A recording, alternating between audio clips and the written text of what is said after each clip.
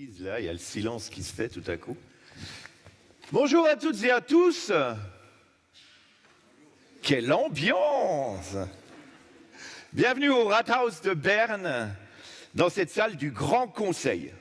Je ne suis pas politicien, hein. Vous pouvez remarquer, je ne porte pas de cravate.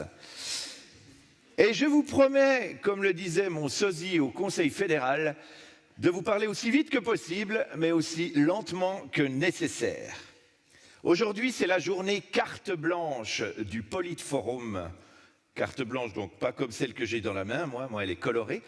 Alors le Politforum, on m'a demandé de vous expliquer en 2 mots ce que c'est, alors que j'y connais pas grand-chose. C'est une institution qui organise des tas de manifestations en lien avec la démocratie, en lien avec les votations, en lien avec les élections, pour sensibiliser la population, aujourd'hui plutôt les jeunes, et nous aider à comprendre. Il organise même tous les mois quelque chose.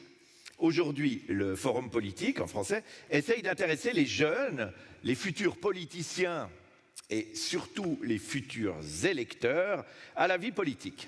Par exemple, il y a 2 semaines, dans le canton de Berne, lors des élections bernoises, il y a eu un taux de participation de 31,2%. C'est pas mal. Mais ça veut dire aussi qu'il y a eu un taux d'abstention de 68,8%. Ce qui fait que sur la salle, à peu près cette partie-là ira voter, s'il ne fait pas trop beau le dimanche, et cette partie-là s'en fout un peu. Et comme on dit en Suisse que c'est principalement les jeunes qui s'abstiennent de voter, eh bien après on pense qu'on est dirigé par des vieux. Et c'est vrai. On peut comprendre pourquoi les gens ne vont pas voter, hein. Le suspense n'est pas toujours là. Par exemple, lors des élections bernoises, parmi les élus, il y en avait 7 à élire, il y en a 6 qui ont été réélus. Et le dernier siège a été gagné par une personne du même parti que Mme Béatrice Simon, qui va venir nous parler tout à l'heure. Donc on se dit, voilà, c'est toujours les mêmes qui gagnent.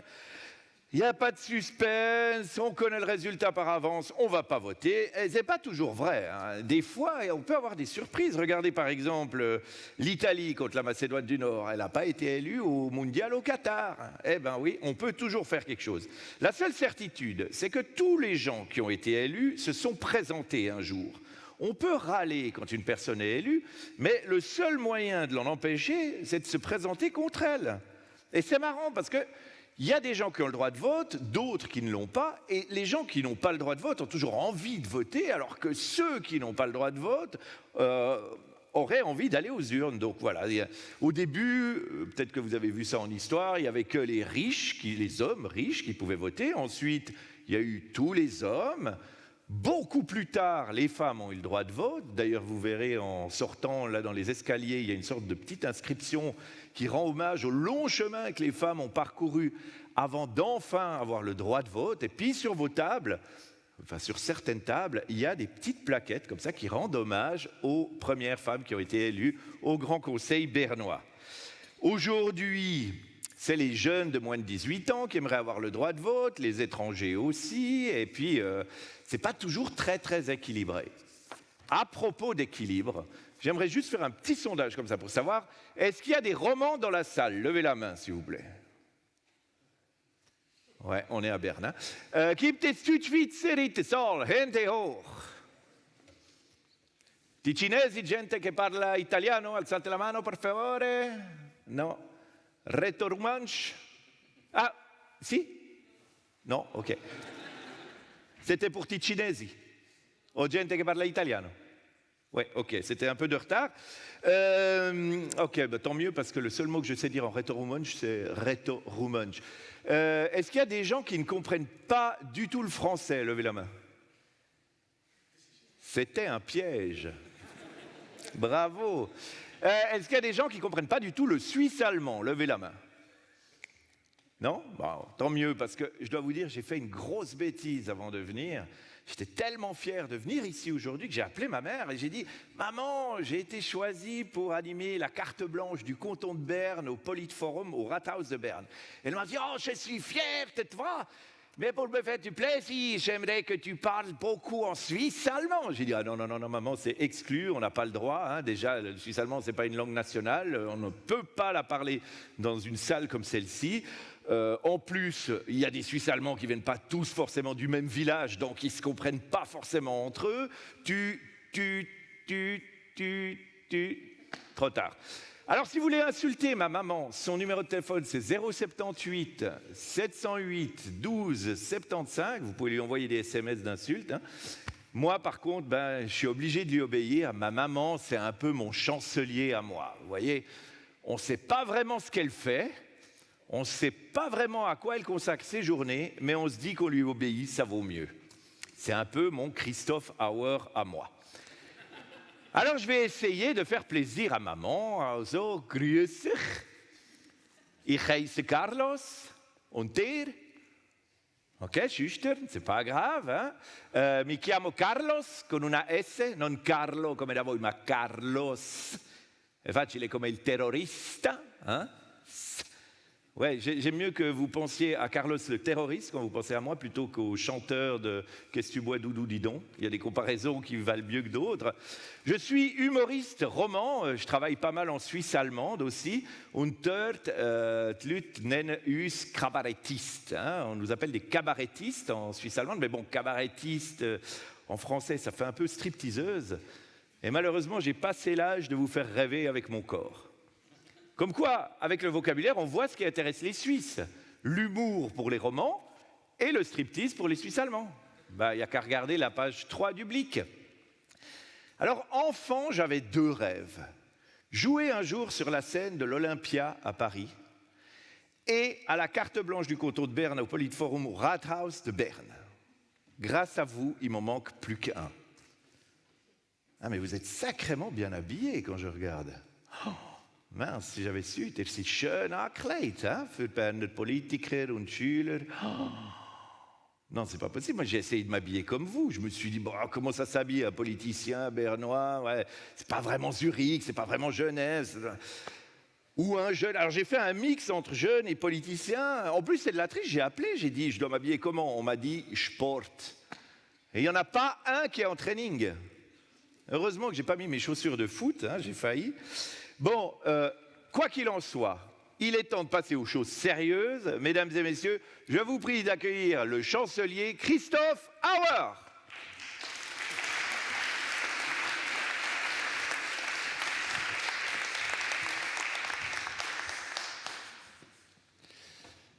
Frau Regierungspräsidentin, geschätzte Mitglieder von verschiedenen Behörden. Madame la Présidente, Mesdames, Messieurs, représentantes et représentants de différentes autorités, je vous souhaite la bienvenue. La démocratie, le système démocratique, c'est une œuvre en construction. La discussion continue, le système démocratique fait l'objet de discussions continues, de nouvelles idées surgissent, font l'objet de discussions et en découlent peut-être de nouvelles règles démocratiques. Ça a toujours été le cas, cela doit être comme ça. Mais ce qui est particulier, ce sont les autorités au pouvoir qui décident si la démocratie doit être changée. Donc, à titre d'exemple, ce sont les hommes qui ont enfin décidé du scrutin féminin. Ce seront les Suisses qui vont décider quant au droit de vote des étrangères et des étrangers. Ce sont des adultes, des personnes de plus de 18 ans qui vont décider si les jeunes de 16 ans ont le droit de voter. Bon, cela fait partie du système. Le système, donc, a une certaine inertie. On ne peut pas le changer du jour au lendemain. Bon, c'est bon aussi. Cette année également, nous allons voter au mois de septembre au sujet de la question de savoir si nous voulons adapter notre système politique, si nous voulons octroyer le droit de vote aux jeunes de 16 ans. Donc, vous voyez, la démocratie bouge. Dans les 10 à 15 minutes, j'aimerais vous parler des modifications, des transformations de notre système politique. Un coup d'œil en arrière. Comment la démocratie a-t-elle évolué dans le canton de Berne. Ensuite, j'aimerais vous expliquer ce que l'on a discuté dans cette salle au cours des 10-20 dernières années, ce qui a fait l'objet de discussions, mais qui a été rejeté comme idée. Et ensuite, j'aimerais vous présenter 3 nouvelles idées qui ont été lancées, mais qui n'ont pas encore discuté dans cette salle. Des idées que je trouve intéressantes. D'abord, encore une remarque que je dois faire en tant que juriste. Est-ce que nous avons le droit, dans le canton de Berne, de modifier notre système politique, ou est-ce que la Confédération nous en empêche? Eh bien, pour vous répondre très rapidement, nous avons une très grande marge de manœuvre. Nous avons beaucoup de prérogatives dans les cantons. La Confédération dit simplement que les cantons doivent avoir une constitution démocratique. Le Parlement doit être élu par le peuple. C'est la seule condition et cette constitution doit pouvoir être changée si le peuple le souhaite. C'est tout. Tout le reste, les cantons ont le droit de le régler comme ils le souhaitent. Et nous avons donc de grandes différences entre les cantons. À Glaris, les jeunes de 16-17 ans ont le droit de vote. Il y a plusieurs cantons, surtout romans, où les étrangères et les étrangers ont le droit de vote. Nous avons un canton, Schaffhouse, où il y a une obligation de voter et d'élire. Vous êtes amendé si vous n'allez pas voter. Dans le canton de Genève, par exemple, des personnes souffrant d'un grave handicap mental ou physique ont le droit de voter et d'élire, quelque chose qui est mis en discussion dans le canton de Berne. Vous voyez, il y a des systèmes très différents également d'élire le Parlement. Les cantons ont beaucoup de marge, beaucoup de liberté et peuvent construire leur système démocratique comme ils l'entendent. 1831, il y a très longtemps, le canton de Berne s'est donné la première fois une constitution démocratique. On a enlevé un petit peu aux seigneurs urbains un peu de pouvoir. Et le droit de vote et d'éligibilité était fixé à 23 ans. Ce n'est qu'à 23 ans qu'on avait le droit de vote. Si on voulait être élu, on devait même avoir 29 ans, et alors même que l'espérance de vie était bien plus basse. Étaient exclus, et je cite, les fous et les faibles d'esprit étaient exclus des personnes qui étaient pauvres. On devait être riche. En 1846, le droit de vote a été abaissé à 20 ans. Et toute personne qui voulait être, enfin tout homme qui voulait être élu devait avoir 25 ans. Donc on était passé de 29 à 25 ans. Et on a changé le système d'élection. C'était la première fois qu'on élisait les députés de manière directe. On passait par des grands électeurs. Et ensuite, il y a eu toute une série de développements. Simplement pour en citer quelques-uns, en 1869, une règle a été introduite comme que les lois, enfin chaque loi devait être soumise au peuple. Pas besoin de récolter des signatures en 1906. C'était les députés qui élisaient le gouvernement à partir de 1906. C'était le peuple qui pouvait élire les députés. Ensuite, en 1922, on a introduit la proportionnelle. Je pourrais vous en parler pendant des heures. Donc, on a introduit le système proportionnel. Carlos en a parlé. Ensuite, le scrutin féminin a été introduit en 1971. Enfin,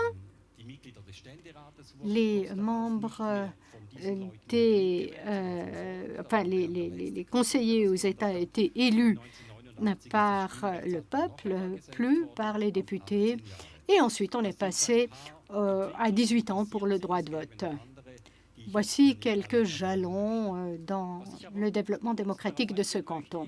Mais ce que j'aimerais vous expliquer également, c'est ce dont on a discuté depuis 20 ou 30 ans, des propositions qui ont été rejetées en fin de compte. La grande question qui se posait dans le canton de Berne, c'est qui a un droit de codécision? Et la grande question, c'est toujours est-ce que les étrangers ont le droit de voter? C'est à deux reprises, la population en a décidé. Une première fois en 1994, la population bernoise a rejeté cette proposition, ce droit par 77,6 mois. En 2010, il y a eu un nouvel essai. Seules les communes pouvaient, si elles le souhaitaient, accorder le droit de vote aux étrangers. Même cette proposition a été rejetée par 73%. Et ces dernières années, la question s'est posée en 2017, en 2020. Le Parlement a rejeté l'idée d'un droit de vote pour les étrangers, donc ce n'est même pas passé en votation populaire. Vous voyez que le droit de vote pour les étrangers ne semble pas pouvoir obtenir une majorité, contrairement à la Suisse romande et contrairement au canton d'Appenzell Rhodes extérieur, d'où je viens, où le droit de vote au niveau les communes ont le droit d'accorder le droit de vote à la population étrangère. Autre question qui sera également posée au mois de septembre, est-ce que l'on veut donner un droit de vote, d'éligibilité à 16 ans? Vous en avez peut-être discuté cet après-midi.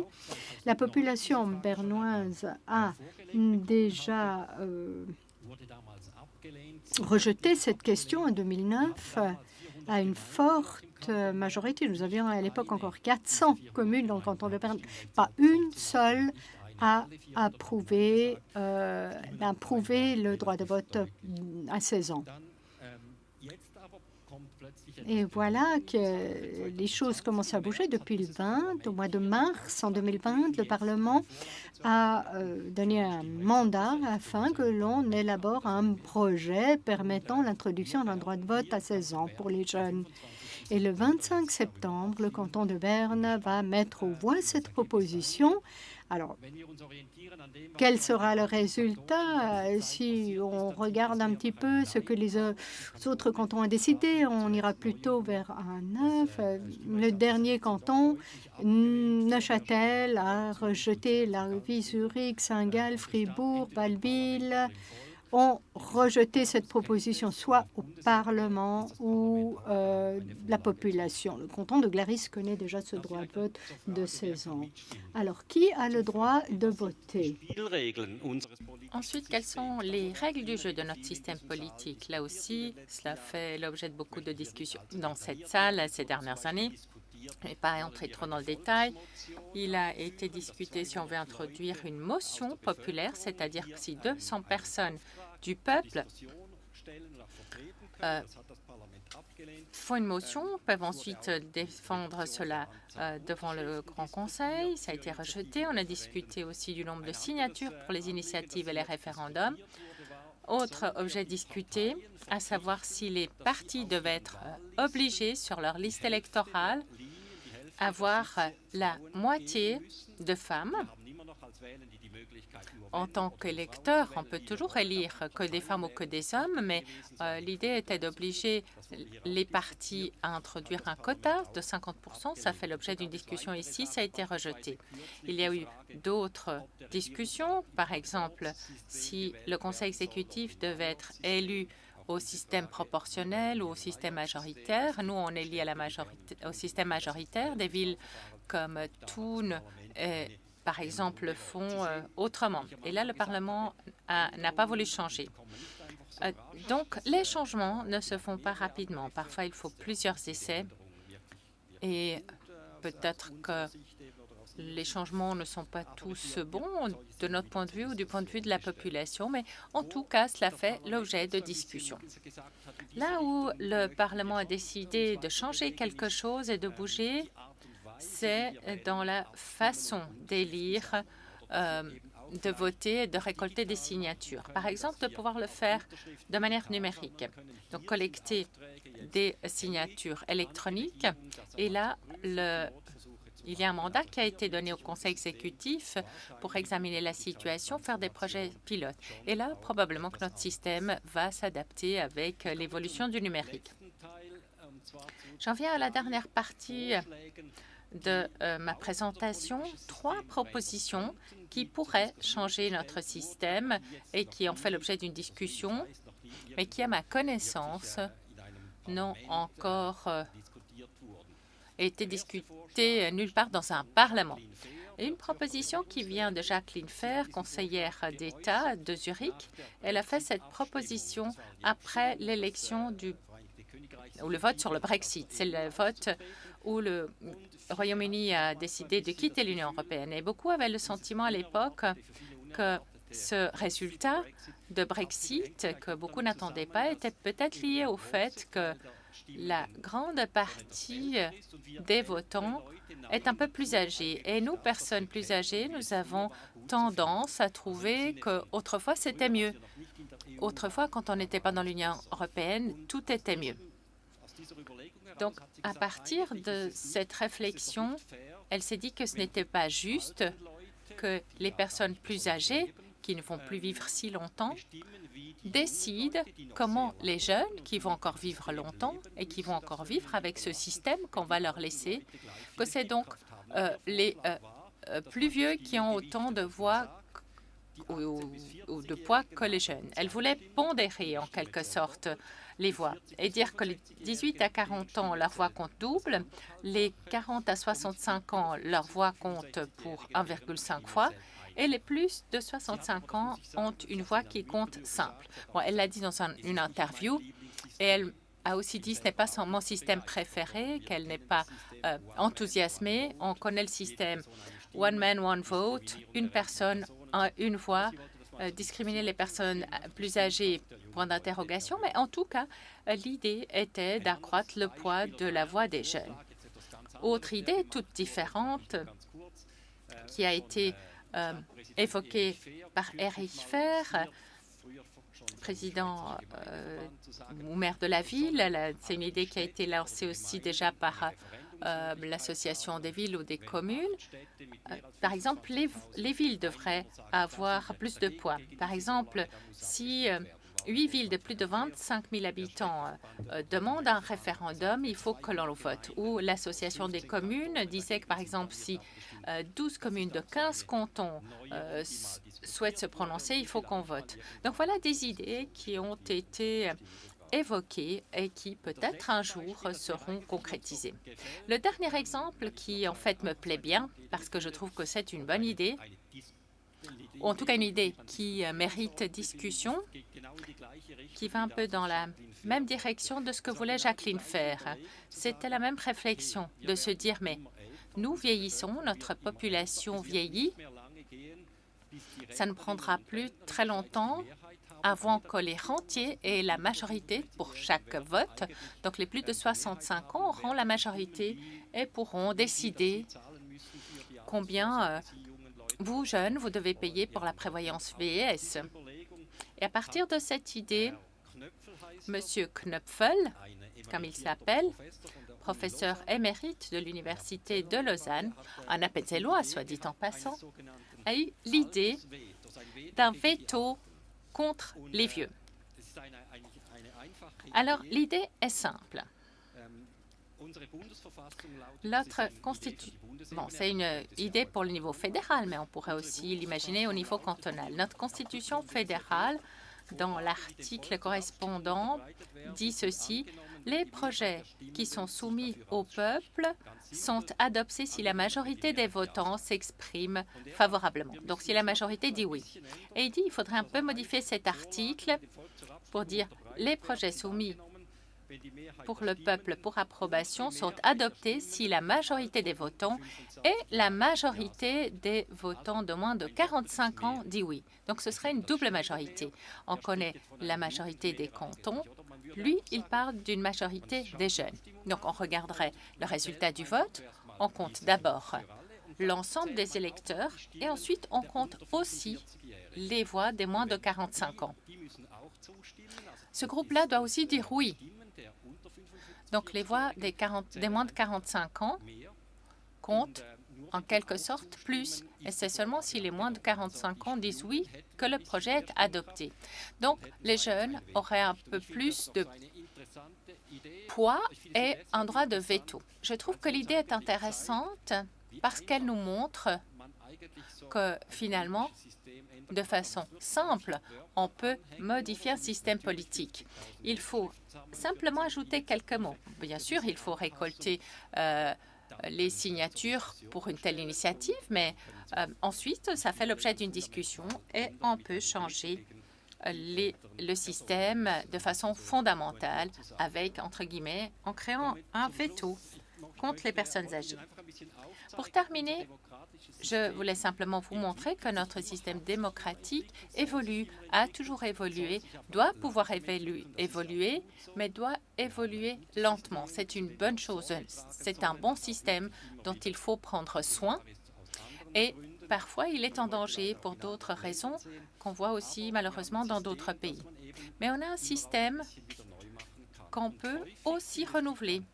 Et souvent, ce sont les cantons qui font les premiers pas avant que la Confédération, enfin,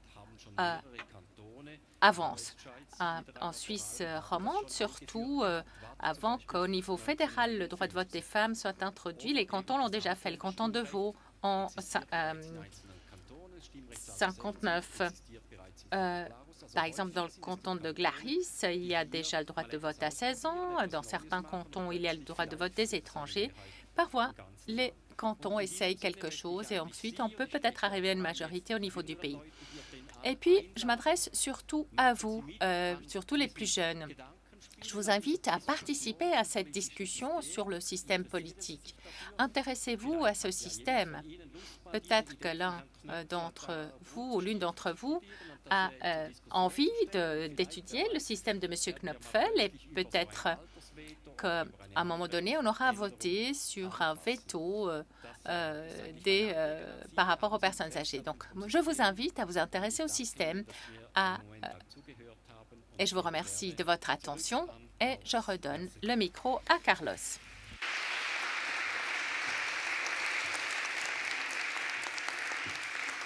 Voilà, on va continuer. Je vais faire plaisir à ma mère. Ich brauche ein gäbiges Wort für Anfang auf Deutsch reden. Der habt eins. Salut. Salut, denn das Wort kenne ich dann gut. Es gibt noch ein paar Wörter, die Deutschschweizer brauchen und ich kenne. Salut, Apéro, Menü, Dessert, Kaffee, Portemonnaie, adieu, merci. Die Wörter habe ich ganz gut studiert. Vor allem Apéro. Der hat vielleicht gemerkt, ich habe einen Akzent, habt ihr nicht gemerkt? Das ist höflich. Aber man muss die Wahrheit sagen. Ich weiß schon, dass ich einen Akzent habe. Und trotz meines Wortschatzes und Ausdrücken, einige merken manchmal, dass ich nicht von hier bin. Ich bin vom Kanton Luzern. Was nicht? Ich habe einen Beweis. Carlos Joaquín Enríquez, Luzern. Excuse, könnt ihr lesen? Könnt ihr geschwind meine Heimat dort lesen? Ganz laut und deutlich. Um das alle hören. Esch, Holz, Matt, Marbach. Merci. Ich sehe, dass Sie nicht vom Entlebuch sind. Nein, der sagt man nicht Escholzmatt, sondern Eschlismatt. Aber Sie reden noch gut Deutsch für einen Fremden. Aber in Wahrheit bin ich nicht nur vom Eschlismatt. Ich bin auch ein bisschen Fremde überall. Je suis né à la Chaux-de-Fonds, dans le canton de Neuchâtel. Meine Mutter kommt von Escholzmatt, Eschlismatt im Kanton Luzern. Mi padre nació en Las Palmas de Gran Canaria, donde encontró a mi madre. Together they went to England and back to Canton Luzern. Und dann in Biel. A la maison, on parlait français entre nous, pero mi padre hablaba junto en castellano para que yo no entienda. Durante las vacaciones in Entlebuch habe ich Dialekt lernen, weil meine Großmutter hat nichts anderes gewusst. Ich musste etwas essen und kommunizieren. Alla maison a Bienne avevo due amici, l'uno era italiano, l'altro parlava català. Nella casa dei miei amici dovevo parlare come loro, non futem. In der Schule haben wir plötzlich Hochdeutsch lernen müssen und wir müssten aufpassen, kein Wort auf Dialekt sagen. Ben oui, ça nous aurait grillé auprès de nos copains, mais il fallait cacher qu'on savait parler le suisse-allemand à Bienne. Alors du coup, depuis toujours, j'ai dû faire cohabiter en moi deux cultures très différentes, mais alors pas du tout romandes. L'Espagne et la Suisse allemande, les plages et les alpages, les vaches et la corrida, Pablo Picasso et Albert Anker, les rösti et la tortilla, Pimchute, Luis Arconada und Heinz Hermann und natürlich el flamenco. Algo se muere en el alma cuando un amigo se va. No te vayas todavía, no te vayas por favor, no te vayas todavía, que hasta la guitarra mía llora cuando dice adiós. Ja, ich habe gesagt, ich bin nur halb Spanier. Hein? Oui, merci. Bon, alors, le flamenco und der Jodler. Von Luzern gegen weg ist zu. Ja. Ich bin auch nur halb Luzerner. Das hat er. Bon, in Wahrheit komme ich von Biel. Hein? Dort bin ich aufgezogen worden. Les Romans, vous connaissez bien? Non, vous achetez plus de l'herbe. Ok, Ticinesi, Biel, facile. Lugano, Biel, Ambripiotta. Bon, aujourd'hui, ça la fout mal un peu. Nein, Biel ist eine zweisprachige Stadt im Kanton Bern. Dort haben alle Straßen zwei Namen. Rue Dufour-Straße. Sonst sind wir verloren. Und alle Einwohner haben zwei Adressen. Rue Bi 92, Bi Straße 92. Und einige denken, dass sie zwei Wohnungen haben. Und wir sind auch ein bisschen schizophren, weil wir gleichzeitig zwei Namen haben. Ich bin gleichzeitig Carlos und Carlos. Zwei Personalitäten, einer pro Namen im gleichen Körper. Nein, ich bin sogar schizophren. Ich bin gleichzeitig Carlos, der Carlos und Carlitos. Ja. Schweizerdeutsch ist meine Muttersprache schon, aber Spanisch ist meine Vatersprache und Französisch ist meine Lehrerinsprache. Trudi, Joaquin, Mademoiselle Müller. Das heisst, halb Entlebucher, halb Welschen, halb Spanier, 3 Hälften. Das macht ein bisschen zu viel.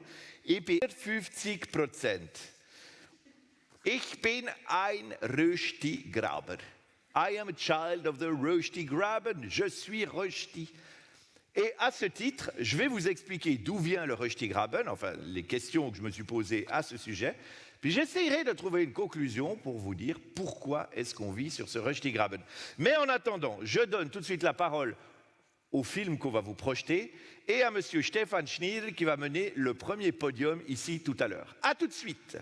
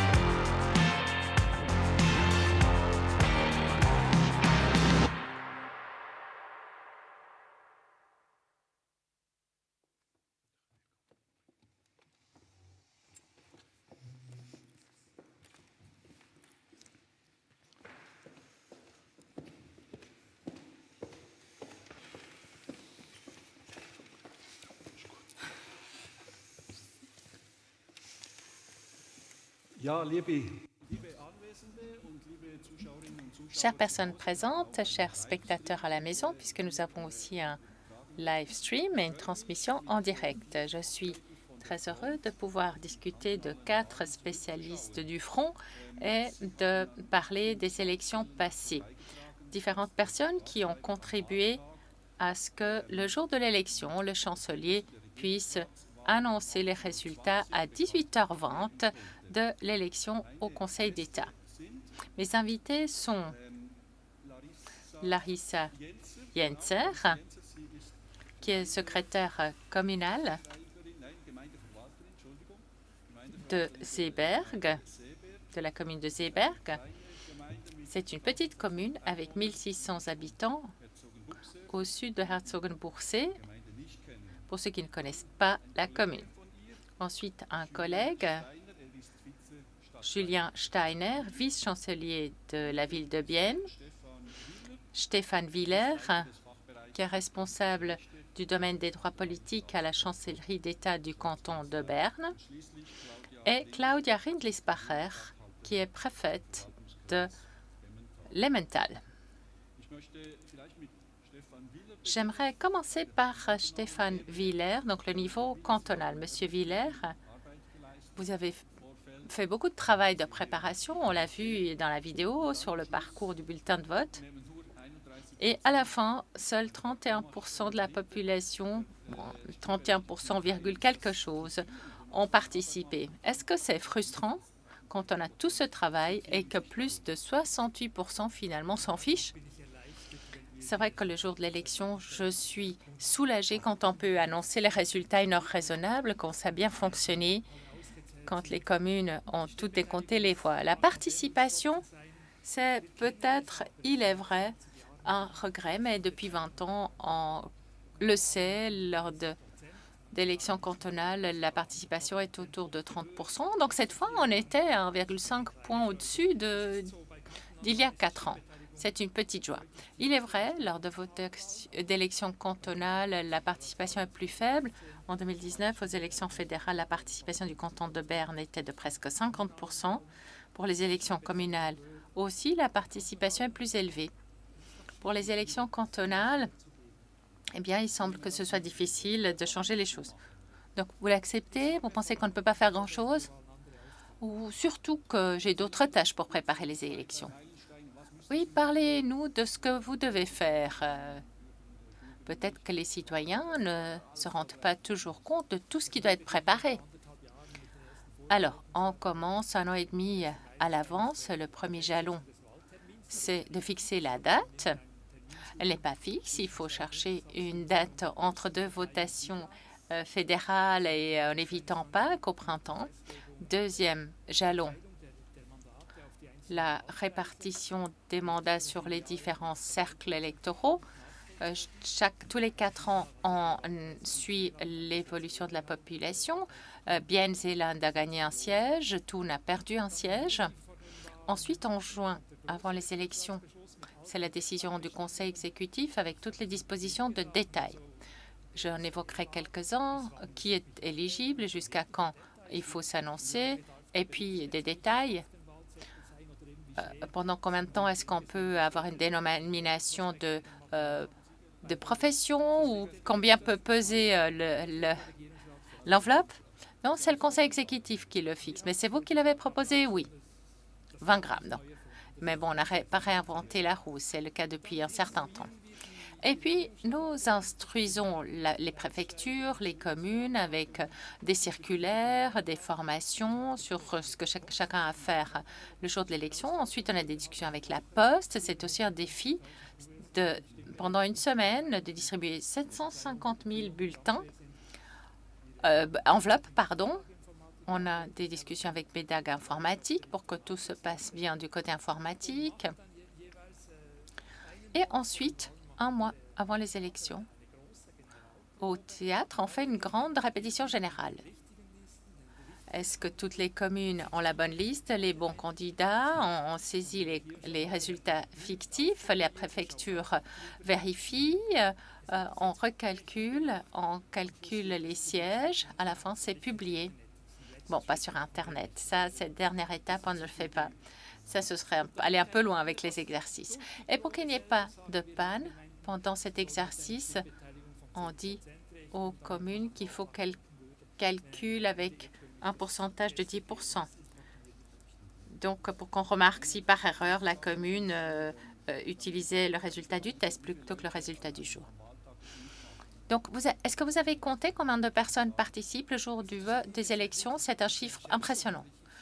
Oui, en fait, c'est une estimation. C'est plus de 5000 personnes, à mon avis, qui sont engagées dans tout le canton. Je m'adresse maintenant à la préfète. Peut-être que vous pouvez vous avancer. Sinon, on ne voit que votre dos. On ne sait peut-être pas trop ce qu'ont à faire les préfectures pendant les élections. Est-ce que vous pouvez résumer vos tâches? Oui, Stéphane Villers a déjà évoqué différents points. On reçoit des instructions. Notre tâche, c'est d'être l'interface entre les communes et le canton.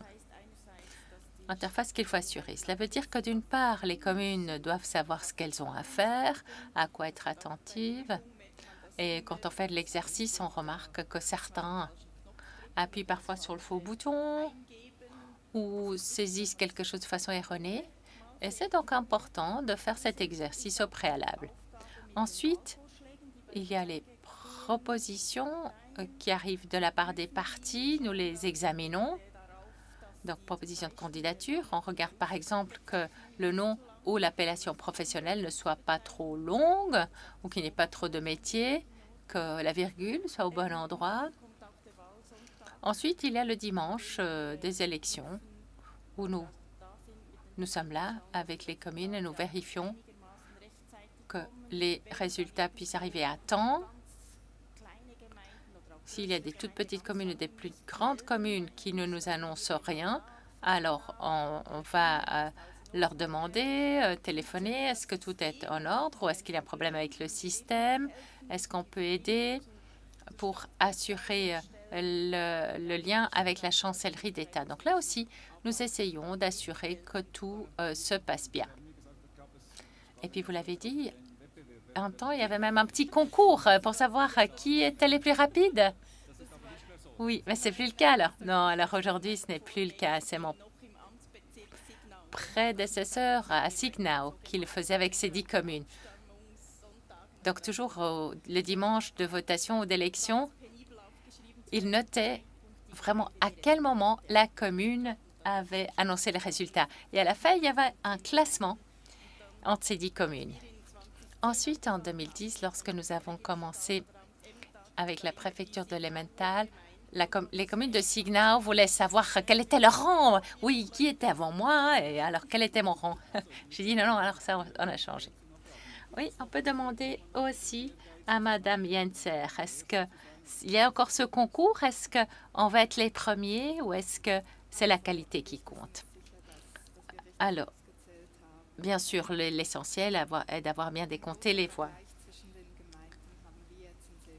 À Seeberg, non, on ne compare pas les communes. Donc, pour vous, c'est la première fois que vous avez, en tant que jeune secrétaire communal, organisé tout cela. Est-ce que vous étiez nerveuse? Oui, c'est vrai qu'on est un peu nerveuse. On se dit, est-ce que ça va fonctionner avec les systèmes avec lesquels on travaille? Est-ce que les gens vont venir? Bon, c'est peut-être moins un problème parce qu'on travaille avec des bureaux électoraux fixes, mais on ne sait jamais si tout le monde va être là, si tout fonctionne. C'est vrai qu'on a fait cet exercice, mais ça nous donne plus de sécurité. Mais bon, on ne sait jamais ce qui va se passer le jour J. Donc, un bureau électoral permanent, est-ce que vous pouvez nous dire ce que ça signifie? Oui, alors beaucoup de communes, pour décompter les voix aux élections et aux votations, font appel à différentes personnes de la commune. Alors qu'à Seeberg, pendant 4 ans, on a élu 7 personnes qui nous soutiennent de façon permanente. Et est-ce qu'il y a eu des problèmes? Est-ce que vous avez dû prendre des décisions pour des cas limites? Non, des cas limites, on n'en avait pas. Par contre, ce qui arrive toujours à nouveau, c'est que les gens oublient de signer leur carte de vote. C'est dommage quand on pense que les gens voulaient voter et qu'à la fin, ou élire et qu'à la fin, leur vote n'est pas valable. Et pour l'élection au Grand Conseil, c'est arrivé aussi que les gens mettent 2 listes dans l'enveloppe et ce n'est pas valable. Merci. Maintenant, une question à Julien Steiner. Est-ce que vous avez aussi ce problème? Combien c'est 1% des gens qui oublient de signer leur...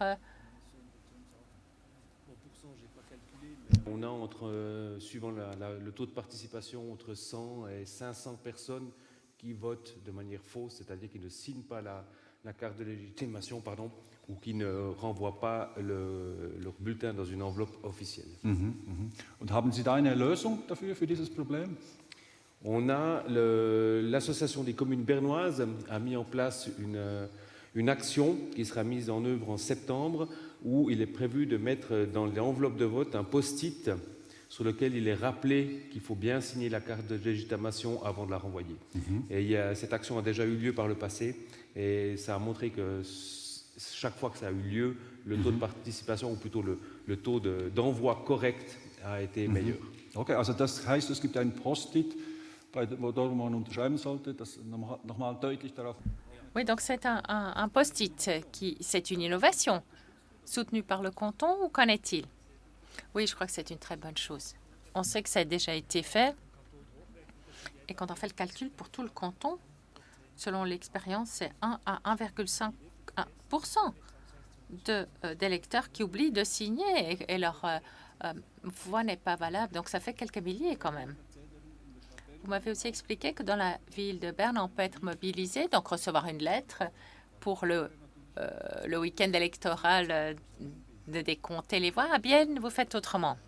Zeeberg, c'est-à-dire que nous avons un bureau électoral permanent nommé pour 4 ans, avec des personnes qui sont toujours les mêmes et qui reviennent à chaque votation et chaque élection. Et lors des élections, nous avons en plus des collaborateurs de l'administration qui viennent nous aider à introduire les numéros des candidats, candidates dans le système électronique. Okay. Jetzt noch vielleicht eine Frage an alle. Haben Sie... Est-ce que vous avez... C'est une question qui s'adresse à tous. Est-ce que vous avez une idée de comment augmenter la participation pour les élections cantonales? Ou est-ce qu'on n'a pas d'idée? Vous avez une idée? On m'a dit que vous avez fait une proposition. Le fait que la ville de Bienne a un taux de participation qui est systématiquement inférieur aux autres communes et à la moyenne cantonale. Et cette étude montrait aussi qu'une solution pour augmenter le taux de participation aux élections cantonales serait de les faire en même temps qu'une votation fédérale. C'est-à-dire d'utiliser un des 4 dimanches de votation fédérale pour avoir une élection cantonale. Et il est montré quand même que les gens, si on vote sur un sujet important qui est débattu au niveau national, les gens se rendent plus facilement à l'urne.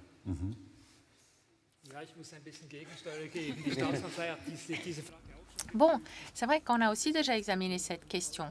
La Confédération et les grands cantons font justement leurs élections à un autre moment. L'idée, c'est que ces élections ne devraient pas être influencées par les votations. Parce que si vous faites l'élection un dimanche, par exemple, où il y a un objet important où la participation est de 60%, alors on risque que l'un ou l'autre camp profite et influence l'élection.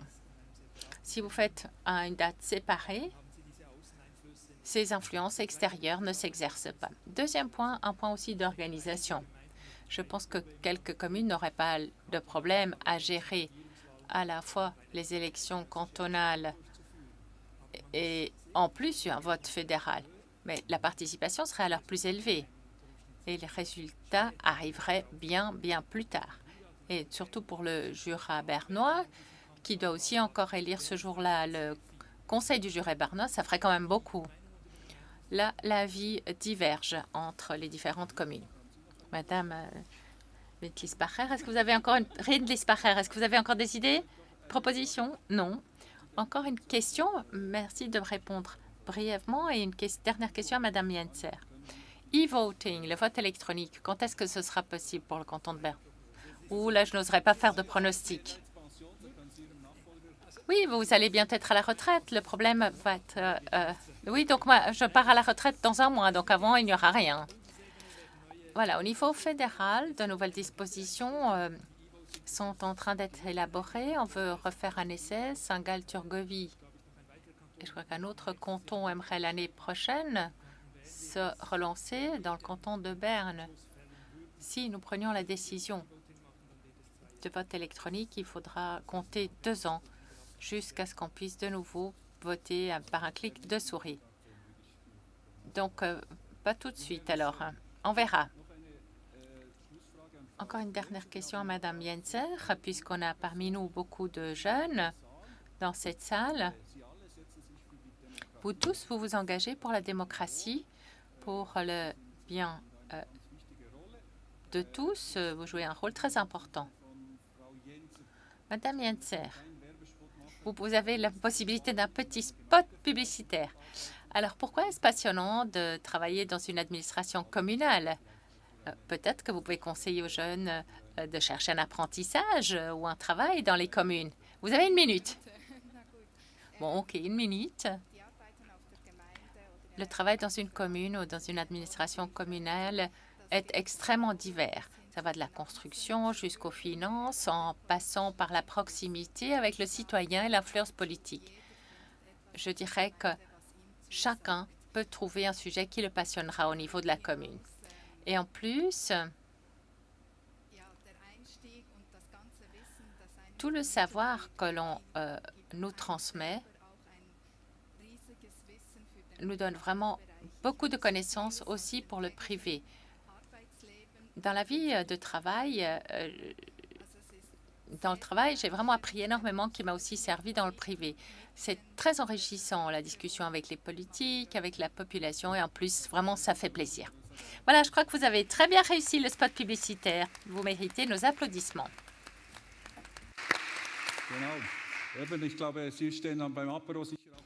Je crois que vous êtes aussi encore là pendant l'apéro. Si quelqu'un aimerait encore pour vous poser des questions pour savoir comment se lancer. Voilà, nous arrivons au terme de cette table ronde. Je vous remercie très chaleureusement pour votre participation.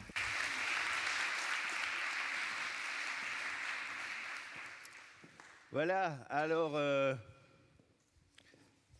Qu'est-ce qui s'est passé? Non, tout va bien.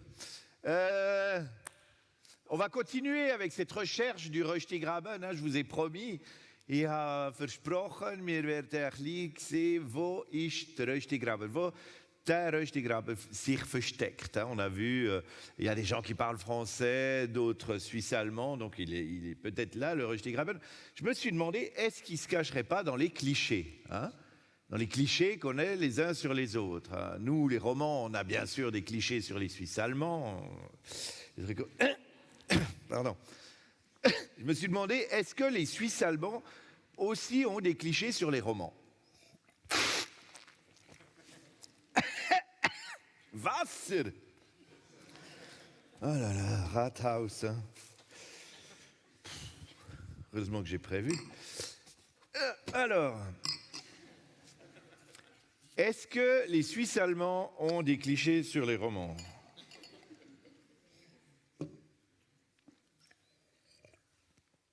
Das ist grusig. Essig. Das ist Walliser Wein, sicher. Fondant du Valais. Bei uns heisst das Generik Wein. Ist weinrichtiger, aber billiger.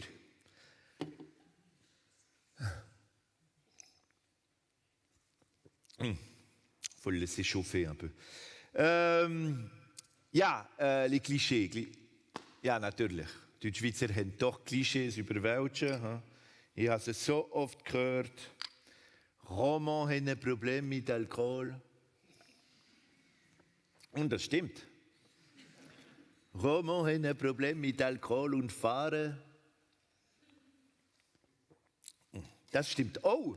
Unser Problem ist, dass wir nur bis 0,5 Promille saufen dürfen. 0,5 Promille, das ist unmöglich. Kein Roman hat weniger als 0,5 Promille im Blut. Nicht einmal am Morgen.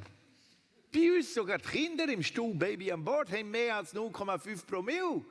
Natürlich, wegen der Milch von der Mutter oder wegen dem Nuki im Schnaps. Und was ich auch erfahren habe, ist, dass die Deutschschweizer nicht so viel saufen wie wir Romans. Ja. Und wir haben die gleichen Gesetze. Das ist nicht Fairplay. Nein, wir sollten einige Promille von euch nehmen, für unsere Reserven zu machen. Zum Beispiel, wir lassen euch noch 0,1 Promille.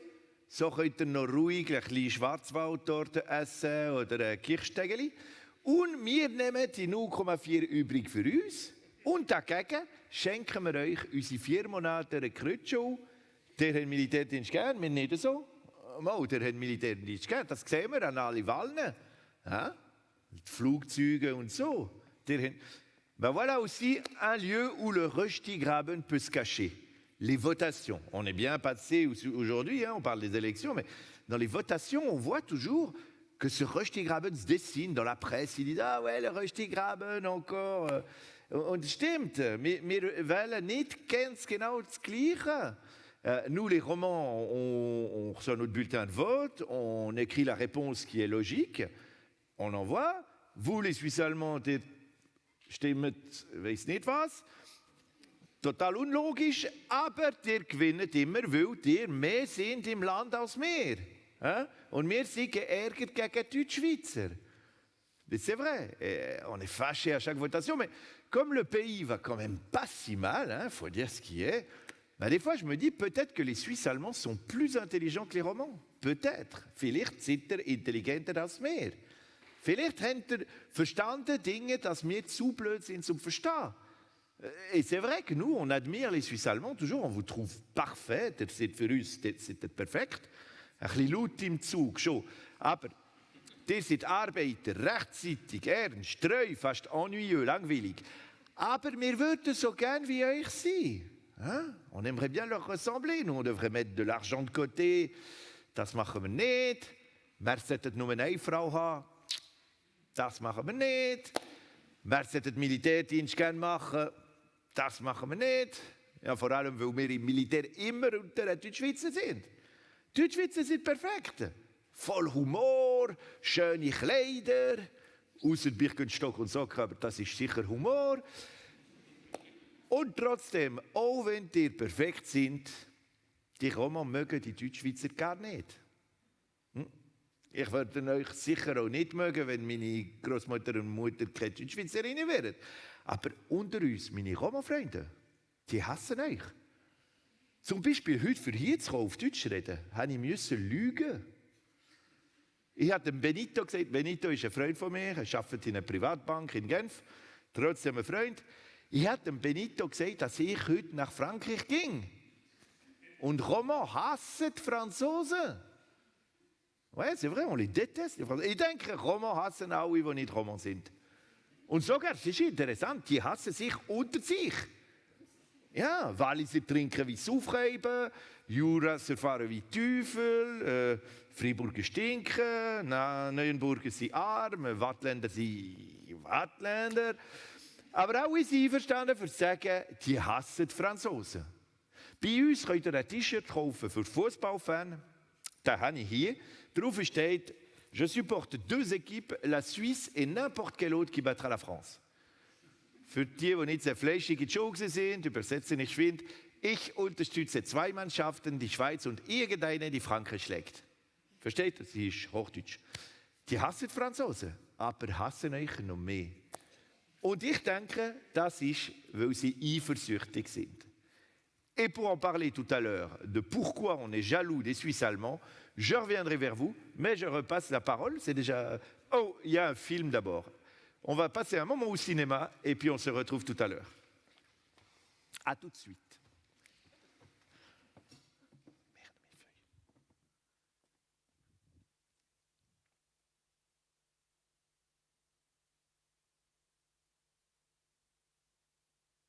Heute ist ganz klar anders zu allen vorherigen Wahlkämpfen. Einfach vorarbeiten, Corona, man hat nicht gewusst, was kommt. Was können wir machen, wie können wir die Leute ansprechen. Theoretisch ist es jetzt, glaube ich, so, dass halt viel mehr Junge motiviert sind, in die Politik zu gehen. Viel mehr Frauen sich das trauen und halt auch Menschen, die nicht ursprünglich aus der Schweiz sind oder Schweizer Pass haben oder auch nicht weiss sind, die sich das zutrauen. Und sonst ist so ein bisschen der aggressive Ton, habe ich das Gefühl. Es ist ein bisschen schärfer geworden. Es hat möglicherweise auch mit Covid zu tun. Es ist noch schwierig zu beurteilen. Es hat schon Situationen, wo du denkst, Kopf, du machst etwas für die Gesellschaft, du engagierst dich für eine gewisse politische Richtung. Es können nicht alle die gleiche Richtung haben. Das finde ich übrigens so wichtig. Also die Diversität ist enorm wichtig, die verschiedenen Parteien. Das ist ja das demokratische System, das das interessant macht. Aber dass du dann so angegangen wirst, das denke ich schon massiv.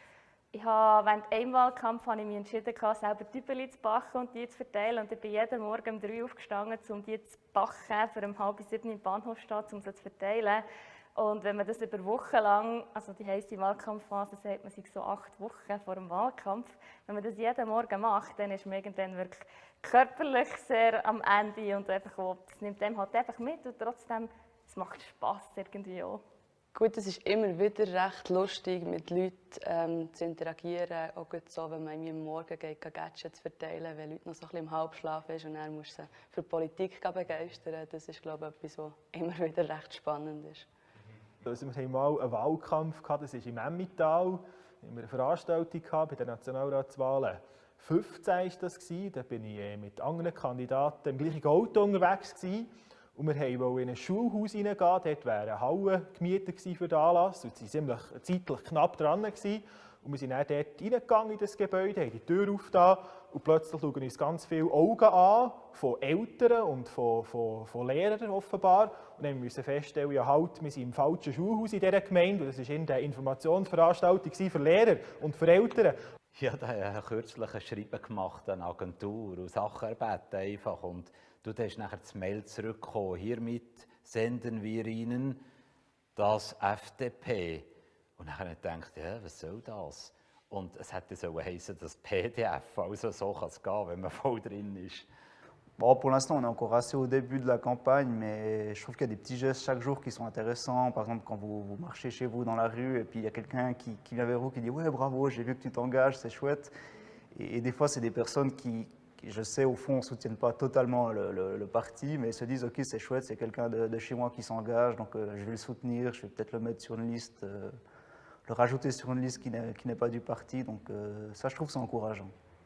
Was mich vielleicht ein bisschen geprägt hat, ist teilweise ein bisschen Ungerechtigkeit in der Schule, in den öffentlichen Schulen, wo man gewusst, das ist der Sohn von dem und dem, wo man dann nachher einfach ein bisschen geplagt hat und gesagt, der macht jetzt so. Das sind alles so ein bisschen Sachen, die mich geprägt haben. Ich habe immer gedacht, ich sei nicht ein politischer Mensch und hat mich auch nicht so interessiert, beziehungsweise so politische Diskussionen haben mich abgeschreckt, einfach wenn es so um sehr kontroverse Sachen ist gegangen.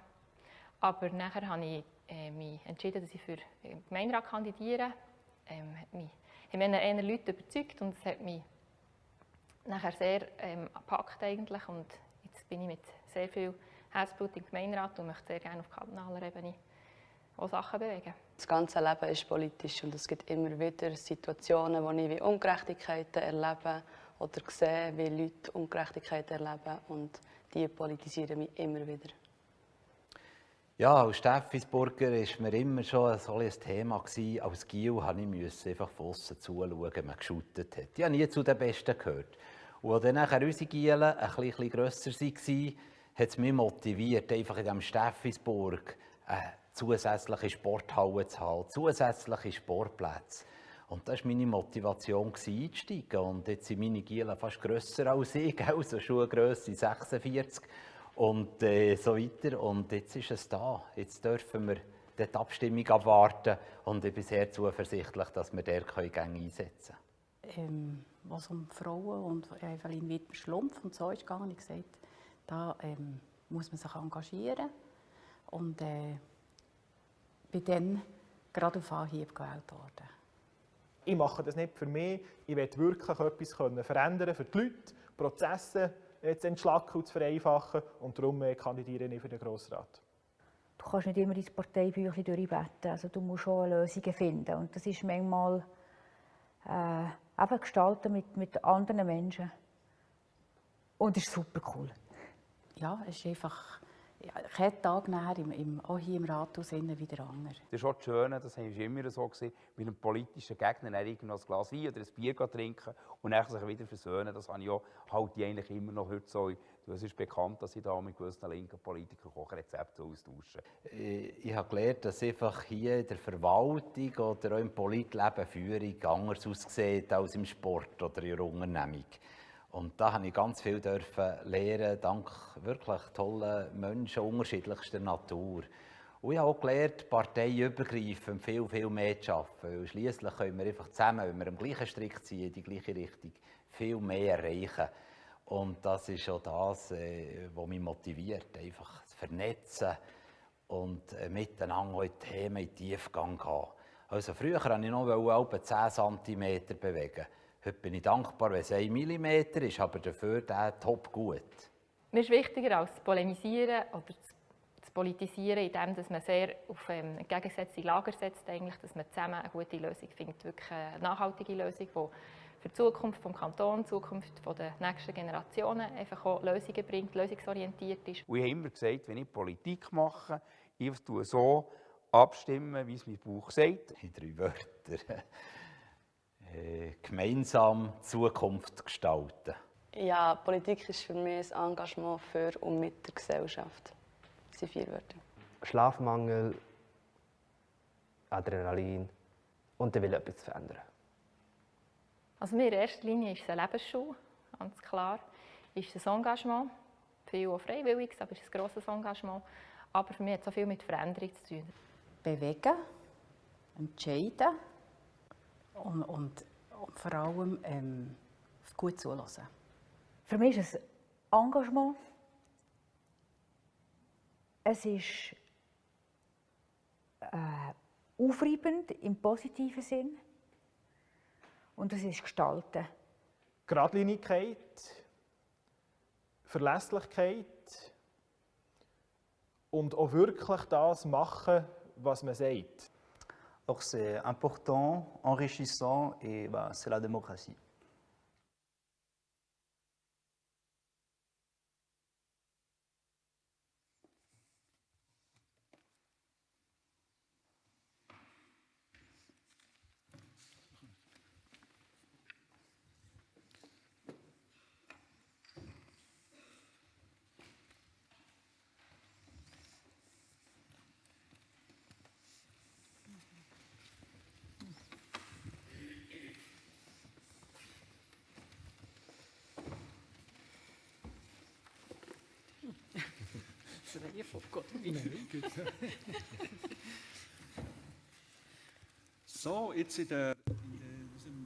Bien, nous passons maintenant au deuxième volet de notre discussion, plus politique. Nous avons réuni des représentants de l'économie, des partis politiques, des médias.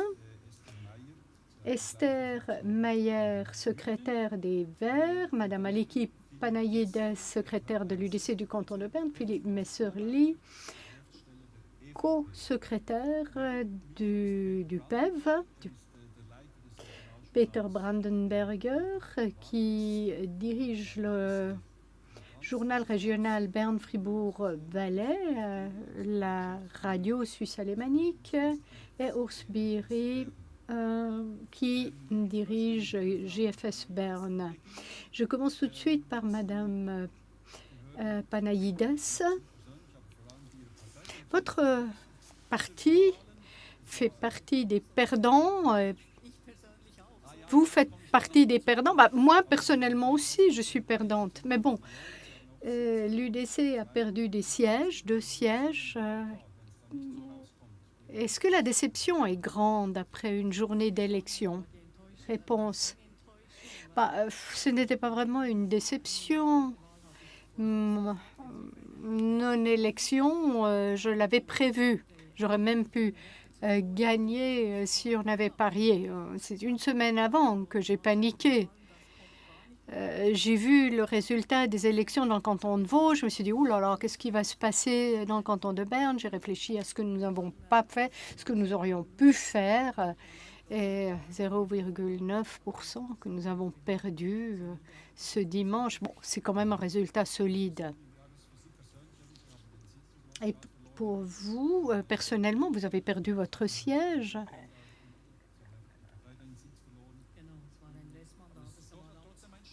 Mais c'est quand même un coup dur, non? lorsque l'on ne peut pas retourner au Grand Conseil? Réponse, non, ça fait déjà très longtemps que je fais de la politique. Ça fait 25 ans que j'ai travaillé pour l'UDC, d'abord à l'UDC suisse, ensuite à l'UDC bernoise. On a connu d'autres défaites amères, d'autres personnes qui se sont engagées pendant des années, qui étaient d'excellents députés, parlementaires, mais qui ne parlaient pas très fort. Je savais que c'était un mandat résiduel, 6 mois. J'étais en 6e poste. Le 6e poste est parti, le 6e siège est parti, donc voilà. Question, c'est comme la panthère rose. Je reviendrai. Hier, à mon arrondissement électoral a fait une petite fête, on m'a remercié et on m'a dit « Bon, tu fais une pause et tu reviens ». Et je leur ai répondu « Bon, bah, je reviens tous les 6 mois, on va me donner une corbeille chaque fois ». Alors, pourquoi est-ce qu'on fait de la politique? Réponse. C'est fascinant, et je le dis également en tant que secrétaire, de voir comment la politique fonctionne. Lorsque je me suis présentée pour le secrétariat général de l'UDC, je suis entrée dans ce grand bureau, beaucoup de jeunes discutaient, travaillaient, et je me suis dit ah ouais, c'est vraiment là que j'aimerais travailler. Et ça n'a pas changé tout au long des années. C'est toujours très fascinant de discuter cette compétition aussi. Madame Esther Meyer, vous êtes déjà secrétaire des Verts. Qu'est-ce qui vous a fasciné dans ce mandat? Réponse. Cela fait déjà belle lurette que je milite chez les Verts. J'ai une activité politique auprès des Verts depuis une dizaine d'années. Depuis 4 ans, je travaille au secrétariat. Depuis 2 ans, je suis secrétaire. Et je trouve que au sein des secrétariats des partis, c'est extrêmement varié le travail. Et on voit également dans les coulisses, on est dans les coulisses de la politique cantonale. C'est très intéressant. Question. Puis bon, il y a des élections, alors on peut être gagnant, comme vous, les Verts. Comment est-ce que vous avez fêté ceci? Réponse. J'ai eu la même réaction une semaine avant les élections que ma collègue Aliki. Je me suis dit, qu'est-ce qu'on n'a pas fait? Qu'est-ce qu'on aurait dû faire? Oh là là, est-ce que ça va bien se passer? Pour les élections nationales, il y a toujours des probabilités. Pour les élections cantonales, c'est un peu différent. Bon, on a toujours les tendances nationales, mais c'est toujours différent un peu dans les cantons. Oui, c'est bien. Nous avons fêté. Nous avons gagné 5 sièges.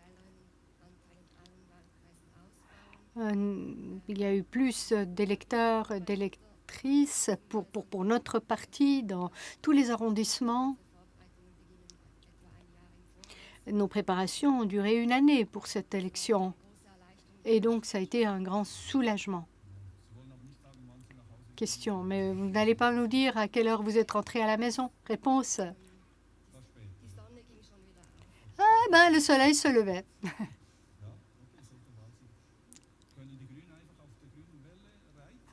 Est-ce que, question, les Verts bénéficient simplement de la vague verte? Réponse. Bon, je ne suis peut-être pas la bonne personne pour répondre à cette question. Je crois que ce sont vraiment tous les militants, toutes les militantes. La campagne a été très forte, très énergique. Ce que je constate, c'est que dans une campagne électorale, vous devez être sur tout un tas de plateformes. Vous avez les affiches, vous devez être dans les marchés, etc. Et toutes les autres plateformes. Et c'est un travail bénévole que font les militants. Et c'est pendant leur loisir. ce n'est pas que nous avons bénéficié d'une espèce de vague verte, c'est vraiment du travail très dur que nous avons fait. Philippe Massoli, vous avez été réélu. Vous étiez sortant et je vous félicite. Et vous, qu'est-ce que vous avez fait afin d'assurer votre réélection? Réponse. J'ai essayé d'être au plus près des personnes.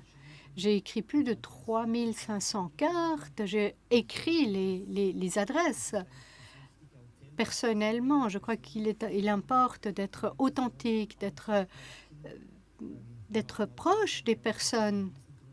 En tant que PEV, nous n'avons pas un budget énorme, nous ne pouvons pas publier beaucoup d'annonces et nous devons utiliser les moyens que nous avons. J'ai essayé de le faire avec conviction. Bon, mon doigt n'est pas blessé parce que j'ai tellement écrit, mais il nous faut beaucoup d'engagement, de travail, de passion, des personnes qui nous aident. Esther l'a dit. Beaucoup de travail, de bénévolat. Question. Est-ce que vous avez simplement signé ou est-ce que vous avez écrit quelque chose? Réponse. Pour les personnes que je connais, j'ai encore ajouté une phrase personnelle. Oui, c'est une énorme charge de travail. Le PEV a perdu un siège. Est-ce que vous êtes quand même déçu? Réponse. Évidemment qu'on est toujours déçu lorsque l'on perd un siège.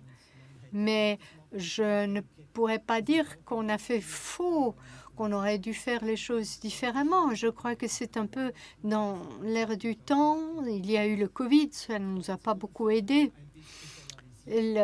Tout l'environnement était polarisé. Enfin, il y avait beaucoup de dissensions dans la société. Ça ne nous a pas beaucoup aidé. C'est pas quelque chose qu'on peut influencer. Bon, il y a cette tendance politique, cette tendance de fond, les verts libéraux. Il y a des modes politiques.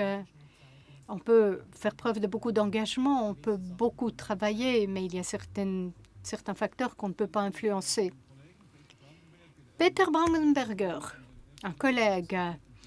Lors de la première discussion, on a dit que la participation était très basse. Nous, dans les médias, on s'en rend compte, les articles que nous écrivons ne sont pas toujours beaucoup lus. Est-ce que vous pourriez nous expliquer ce que vous avez fait, si vous pourriez faire peut-être un peu plus du côté des médias? Alors, réponse, qu'est-ce que nous avons fait? Une campagne pendant 15 jours, nous avons présenté tous les candidats, toutes les candidates, en tout cas des grands partis. Le matin, dans les émissions matinales, nous avons expliqué pourquoi ils se portent candidat, un portrait. Et le soir, nous avons eu des interviews.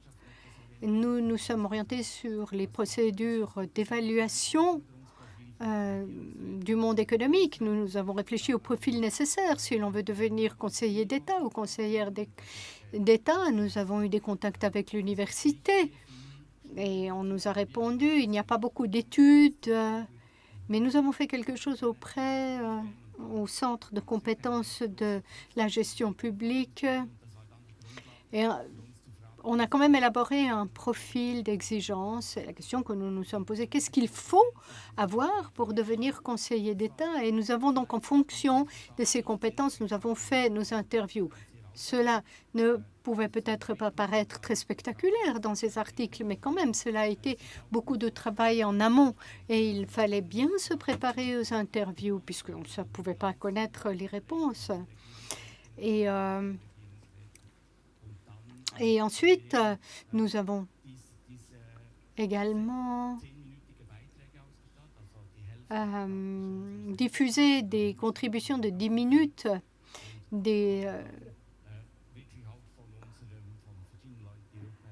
et nous avons reçu d'ailleurs un feedback de plusieurs personnes que cette méthode nous permettait aux auditeurs de comparer les différents candidats. Voilà, tel candidat est telle compétence, tel autre candidat était un petit peu, a perdu un peu les pédales dans les questions, etc. Donc, nous avons fait justement ces entrevues d'évaluation. Mais qu'est-ce qu'on peut faire encore? Des discussions comme aujourd'hui. Enfin, on le faisait dans le passé. Cette fois, nous y avons renoncé puisque nous nous sommes dit que les tables rondes, on ne savait même pas si elles pouvaient avoir lieu étant donné le Covid. Et puis, c'est quelque chose qui n'est plus tellement apprécié. Il y a d'autres moyens de mener une campagne et pourtant, une contribution importante des médias, c'est d'expliquer ce que c'est les élections avec une table ronde. On peut dire il y aura des élections, rendez-vous à ces discussions, ces tables rondes. Bon, on ne peut pas faire beaucoup plus, c'est difficile, c'est pénible. Et ensuite, on se rend compte qu'il y a 30% de participation. Pour notre émission, on fait beaucoup de choses, on le fait volontiers, mais il faut probablement accepter que quelqu'un arrête le bouton de la radio. Question, et les candidates et les candidats, est-ce qu'ils ont été... ils ont joué le jeu? Réponse. Oui, oui.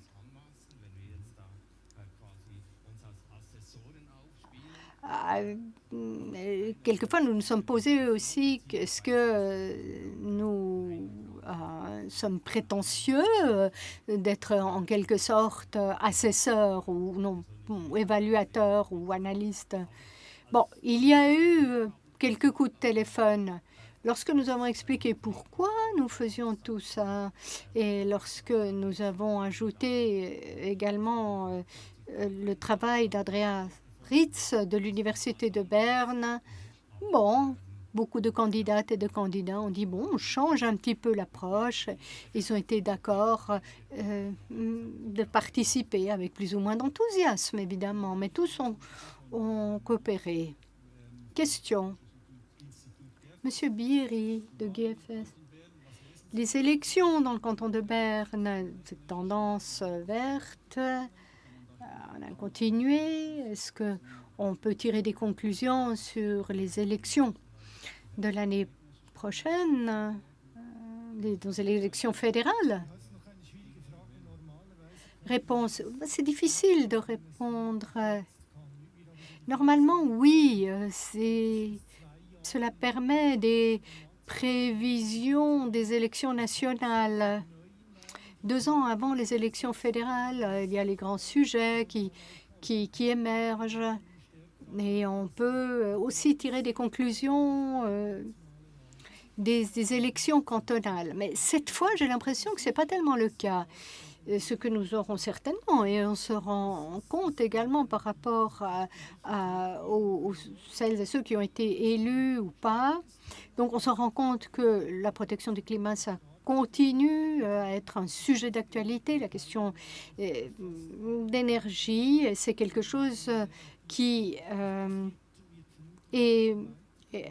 ce sont des sujets qui portent les partis. Mais il y a également de nouveaux sujets. Il y a eu des événements qui sont apparus depuis peu de temps, par exemple l'Ukraine, des questions de sécurité, des questions liées à l'économie. Et cela, ce sont plutôt des sujets des partis bourgeois qui se positionnent plus sur des questions d'économie ou de sécurité. Et cela pourrait être un nouvel élément. Et c'est un élément important. C'est un effet particulier. Si lorsque l'on a un sujet très prégnant dans la société, très ancré dans la société, mais qu'en même temps, on est un parti qui propose des solutions pour ces problèmes, à ce moment-là, on profite d'élections. Ce n'est pas que le succès est assuré, mais on peut profiter de ceci. Et à ce moment-là, il y aura un nouveau monde, en quelque sorte. Question. Et Est-ce qu'un bon travail de la part d'un secrétariat d'un parti peut obtenir 1% de plus? Réponse. Le travail des partis, c'est très important pour le système politique ici. C'est un petit peu le lubrifiant, en quelque sorte. Cela va au-delà des élections. Et les élections, c'est peut-être ce qui donne beaucoup à faire, mais l'impact est peut-être plus faible.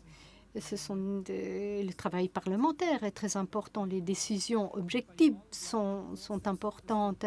Mais pour les élections, bon, le facteur qui m'amènera à élire pour un parti ou élire un parti ou un autre, c'est mon contexte, c'est mon environnement.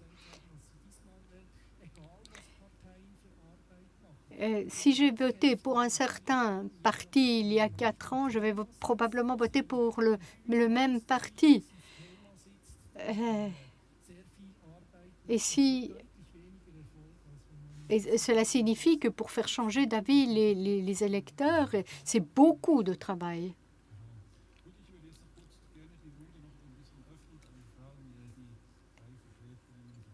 Question aux 3 représentants des partis.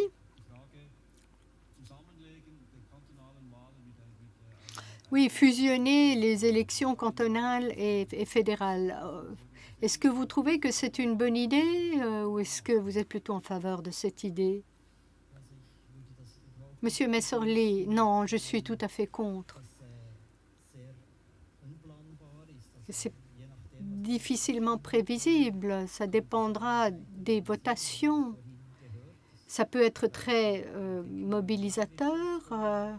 Par exemple, des projets en matière d'agriculture. À ce moment-là, ce seront surtout des agriculteurs qui vont voter, ou alors vous avez un projet de votation concernant l'AVS qui va mobiliser les Verts et la gauche.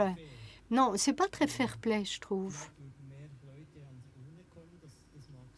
Peut-être qu'il y aurait plus de votants, c'est possible, mais le résultat serait vraiment imprévisible. Et bon, cela ouvrirait grand les vannes de petits jeux tactiques. Le Conseil fédéral aurait une influence sur les votations ou les élections cantonales. Le Conseil fédéral se dirait, bon, ben, on va planifier telle ou telle votation parce qu'il y aura ces élections dans le canton de Berne.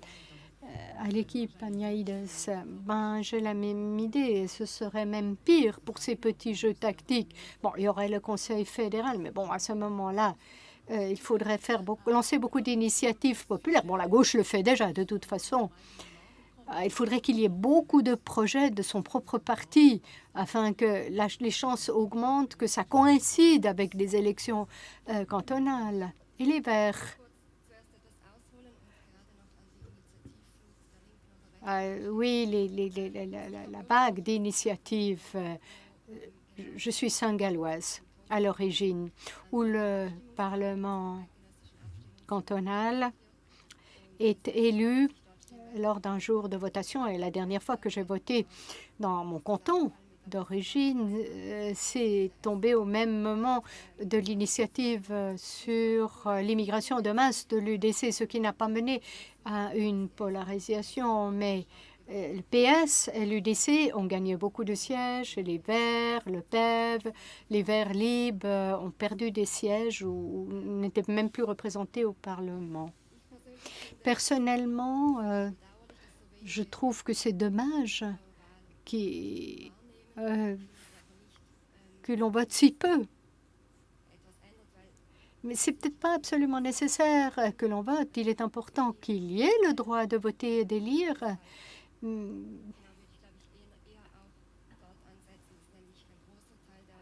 Et c'est la raison pour laquelle je pense qu'il faudrait d'abord dire qu'il y a une grande partie de la population vivant en Suisse qui aimerait voter, mais qui ne peut pas le faire. Je pense aux étrangers. Il faut créer des possibilités pour ceux qui voudraient voter. Et qu'en pensez-vous? Qu'en pense la recherche? Je me rallie à ce qu'on dit, mais préopinant. Je trouve que ce serait dangereux qu'il y ait un côté aléatoire selon la situation. Vous avez évoqué, par exemple, les projets sur l'agriculture. Au fond, il y a 3 éléments connues pour augmenter la participation. La première n'est pas voulue, mais ne serait pas souhaitée. Si on réduisait le nombre de votations, ça conduirait à plus d'élections. Et deuxième possibilité, Schaffhouse, c'est le côté obligatoire. Ça amène 3%. Ben, simplement, c'est 100 francs d'amende. À Genève, je crois que ça amène 3% de participation en plus. Et dernier élément,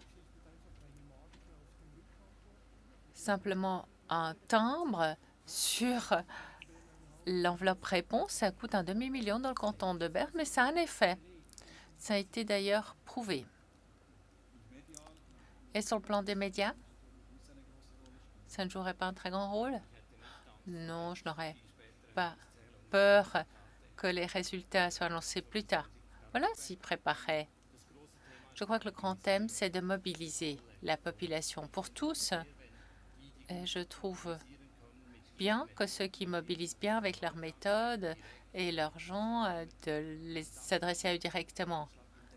Si c'est ça le facteur décisif, je pense que c'est beaucoup plus équitable que simplement si on a de la chance ou de la malchance que quelqu'un d'autre mobilise. Donc, au niveau cantonal, il y a le problème que ce niveau n'est peut-être pas si attrayant. Il y a le niveau fédéral, le niveau plus communal. Le canton se trouve un peu entre deux. On pourrait aussi dire que si ça ne mobilise pas plus, c'est que les choses ne se passent pas si mal. Donc finalement, les gens sont satisfaits avec les sujets sur lesquels ils peuvent s'exprimer, puis avec ce que les politiques font ici dans cette salle. Oui, dernier tour de table, peut-être des réponses plus brèves. Que pensez-vous de l'idée évoquée il y a peu de l'élection à la proportionnelle pour le conseil exécutif? En tout cas, l'UDC tout à coup était pour. C'était quand même un peu une surprise. Oui, l'UDC était pour. La secrétaire générale n'était pas enthousiaste. Mais bon, on verra. Est-ce que vous pouvez nous en dire un peu plus? C'est le groupe qui a eu cet avis? Oui, bien sûr, ça a donné des discussions. Qu'est-ce qui se passerait si la proportionnelle s'appliquait au gouvernement? Et comment la collaboration entre bourgeois se poursuivrait? Pour l'instant, j'ai profité, j'ai trouvé ça positif qu'on ait une bonne collaboration. Donc, un groupe de 4 bourgeois qui a bien travaillé ensemble. Bon, je suis peut-être trop conservatrice et peut-être que mon parti est progressiste. Je vois que l'avis l'UDC n'est pas fixe. Non, d'ailleurs, je ne suis pas là, mon parti. Qu'en pensent les Verts? Je ne peux m'exprimer que pour moi-même. Ce n'est pas un avis consolidé. Ce qu'on peut constater, c'est que les élections au conseil exécutif dans le canton de Berne, c'est peut-être plus des alliances et moins des élections personnalisées que dans d'autres cantons, et qu'il y a moins de dynamique entre les camps. Oui, il faudrait l'analyser de plus près. Monsieur Messerly, vous avez un avis sur la question? Oui, mon parti est favorable à la proportionnelle. Les élections à la majorité sont des élections de blocs. C'est les deux grands blocs qui se partagent les sièges entre eux et le centre politique, n'est pas représenté. Alors que c'est une part importante parmi les électeurs. Et je trouve cela dommage. Avec une élection à la proportionnelle, la répartition serait plus équitable. Au Grand Conseil, comme au Grand Conseil, donc on aurait un bon système électoral. Donc, on ne va pas entrer dans le détail sur d'autres systèmes, M. Puckelsheim.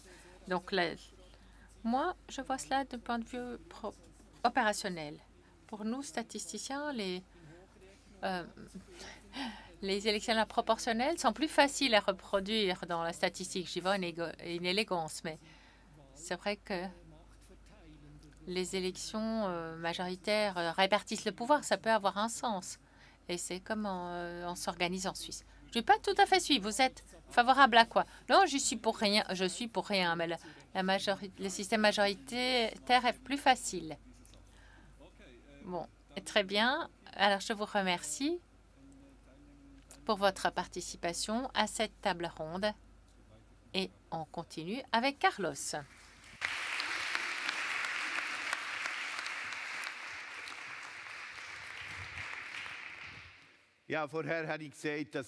Oui, tout à l'heure, j'ai dit que c'est sûr qu'on est jaloux des Suisses allemands. Peut-être que je dois un peu l'expliquer encore. Ein Beispiel geben von, wieso sind wir nicht gleich, Roman und Deutschschweizer. Und vor allem ökonomisch sind wir gar nicht gleich. Ich gebe euch ein Beispiel, die 20 Minuten. Kennt ihr, oder nehmen Sie nie den Zug? Mal schon. 20 Minuten. Das ist eine Zeitung bei uns. 20 Minuten. Und bei euch heisst 20 Minuten. Hein? On peut féliciter l'entreprise qui a fait la traduction. 6 Monate hat sie überlegt, 20 Minuten, 20 Minuten. Der Titel klingt schon gleich, inhaltlich ist ungefähr das Gleiche. Was verschieden ist zwischen 20 Minuten und 20 Minuten, sind die Kreuzwörter. Hätte schon versucht, Kreuzwörter in 20 Minuten. Beide sind ein Wettbewerb für die Leser. Man muss horizontal, vertikal Definitionen finden. Après, il faut écrire les mots dans la grille. Après, il y a un petit numéro. Der Nummer ist immer ein Buchstabe. Dann muss man ein Wort machen mit dem Buchstaben. Und wenn wir das Wort finden, muss man das an die Redaktion schicken, ein bisschen beten. Und wenn wir an Kreuzwörter von 20 Minuten gewinnen, wir Welschen, gewinnen wir 50 Franken. Der 300. Für die gleiche Arbeit. Das bedeutet, dass ein Deutschschweizer Franken ist egal zu 6 Weltschweizer Franken. Conversion in texte ist das. C'est pour ça que le café est tellement cher pour nous à Zurich. Un Moment bitte. Oh merde, excusez, das muss ich nicht, das ist Christoph Hauer. Allô, maman?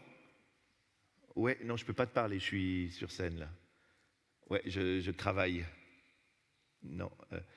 Essaye contrôle alt del. Ou force à quitter, t'es sur quoi? Oui, je pense bien que t'es sur une chaise. Non, t'es sur quoi? Un Mac, un PC? Il y a une pomme sur ton ordinateur? Non, pas une vraie pomme. Ah. Tire la prise, compte jusqu'à 20, et puis après, tu remets la prise, ça devrait marcher. Non, je peux pas te parler, je suis à l'hôtel du gouvernement. Non, c'est pas un vrai hôtel, non, il n'y a pas des chambres. Enfin, il y a des chambres, mais tu peux pas les louer, elles se réunissent. C'est le Rathaus à Berne. Tu connais pas? Là, c'est la salle, là, je suis dans la salle où se réunit le grand conseil du canton, ouais. Et de la ville aussi, le conseil de la ville se réunit dans la même salle. C'est quoi la différence entre le conseil du canton et de la ville? C'est pas facile, hein. Tu sais, à Berne, tout se mélange un peu. Ben oui, parce que le Parlement de la ville, le Parlement cantonal et le Parlement fédéral, ils sont tous dans la même vieille ville de Berne. Donc on ne sait plus qui est qui, hein. Canton, ville, confédération. Même les élus, ils ne savent plus qui est qui, parce que souvent, ils participent aux 3 en même temps. Donc, Non, alors aujourd'hui, c'est une carte blanche pour Politforum. Ils essayent d'intéresser les jeunes à la politique en leur montrant les coulisses de la... Un peu comme toi, l'émission que tu regardes, là, The Voice, voilà. On montre les coulisses, comment les chanteurs se préparent. Ben là, c'est The Voice politique. Mais non, il n'y a personne qui chante aujourd'hui, non. Non, ils expliquent comment on prépare une élection, qui se présente, qui en parle, qui travaille. Tu vois, les politiciens, il y en a qui sont là et tout. D'ailleurs, tu sais, en Suisse, actuellement, combien de politiciens professionnels travaillent? 1 sur 5. Ouais. Ben, c'est peut-être une vocation qui va naître chez les jeunes, ça. Non, alors ils prennent l'exemple des votations du 27 mars, puis comme ça, ils en parlent, puis ils expliquent comment ça s'est passé.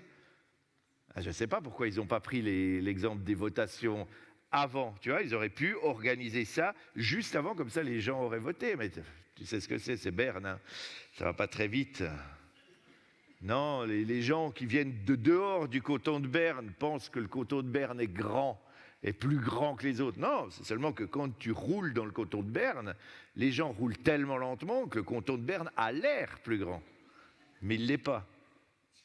Il y a ton ordinateur qui marche nouveau. Ok, bah écoute, je te laisse. Ciao.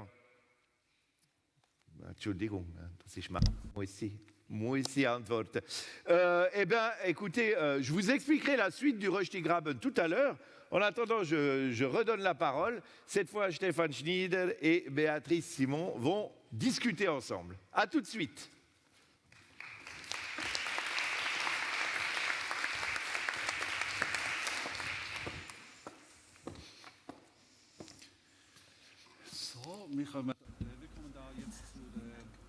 Voilà, nous arrivons à l'entretien avec Madame la Présidente du Conseil exécutif, Madame Simon. Madame Simon, vous quittez à fin mai et pendant ces élections, c'est un peu votre héritage politique qui se jouait. On se demandait si Astrid Berchi allait vous succéder. Est-ce que vous étiez très nerveuse le jour de l'élection et les jours d'avant? Moi, je crois que j'étais un peu plus détendue que les années précédentes, où c'est moi qui devais me faire élire. Mais au fond, c'était comme toujours.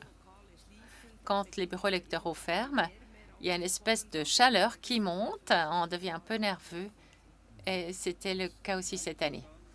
Et ensuite, le soulagement, quand les premiers résultats sont arrivés, puisqu'il se dessinait déjà un peu que les choses se passaient bien. Oui, j'étais bien distraite. J'étais au Snow Open Air, c'était magnifique. Oui, au festival. Oui, mon mari s'est un peu énervé parce que quand les premiers résultats sont arrivés, je regardais tout le temps mon téléphone portable. Et bon, bien sûr, je me réjouissais une fois que les premiers résultats étaient là. Mais j'ai assez d'expérience pour savoir que le premier résultat n'est jamais le résultat final. Donc, j'ai vraiment été complètement tranquille quand l'arrondissement Zélande-et-Bienne avait été compté parce que là, je me suis dit, c'est bon, ça va suffire. Donc, c'était une espèce de délivrance? Réponse, oui. Parce que je comparais cela un peu à mes élections. C'est vrai que quand on est chez soi, si chez soi, on a beaucoup de voix, en général, ça vient bien. Et M. Fer vient de cette région et n'a pas eu un bon résultat. Et Mme Berchi était très proche de son résultat. C'est pourquoi je savais que probablement c'était bon. Donc, question, vous avez toujours eu des très bons résultats électoraux. Est-ce que vous pouvez nous dire votre recette secrète? Bon, pour moi aussi, cela a été étonnant que j'ai eu 2 fois les meilleurs résultats. C'est peut-être lié au fait que il ne faut pas seulement être présente pendant le combat électoral. Il faut prendre le temps avec les gens, participer aussi à des manifestations qui, peut-être à première vue, ne sont pas d'abord politiques, où on peut rencontrer les gens pour que les gens puissent discuter avec nous. Je crois que c'est un de mes secrets, entre guillemets. Ça explique peut-être pourquoi j'ai eu de si bons résultats. En bernois, on dirait que vous êtes une kmökige Person, c'est-à-dire qu'on vous aime bien. Bon, je ne sais pas si ça suffit. Non, je ne crois pas non plus. Mais c'est peut-être un facteur important. Oui, sûrement, c'est un facteur. Quand on vous aime bien, quand on arrive à se faire aimer, à parler avec les gens. Et c'est vrai que je l'ai souvent vécu aussi dans la rue. On s'adressait à moi, on m'interpellait. Ce n'était pas seulement de réactions négatives, c'était souvent de réactions positives.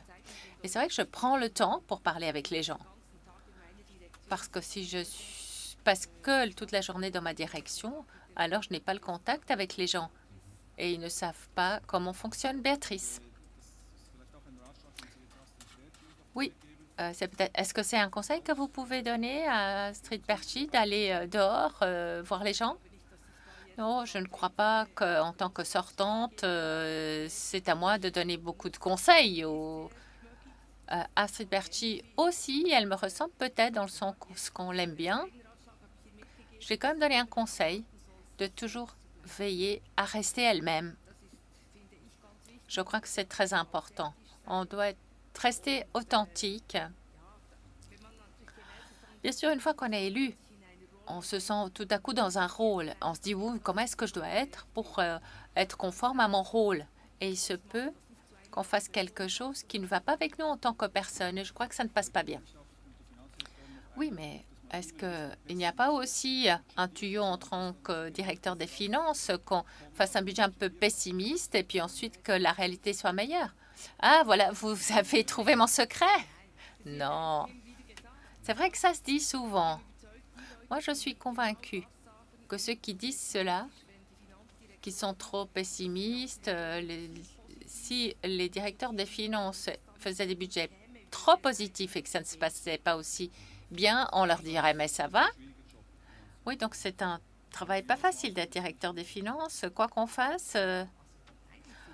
Non, je trouve que c'est un travail magnifique. C'est vrai qu'il faut expliquer pourquoi un budget, c'est un peu une lecture dans le mar de café. On ne sait tous pas comment la vie va évoluer pendant une année parce qu'on fait maintenant le budget pour l'année prochaine et on n'a aucune idée de tout ce qui va nous arriver. On part d'hypothèses et les hypothèses, elles peuvent changer.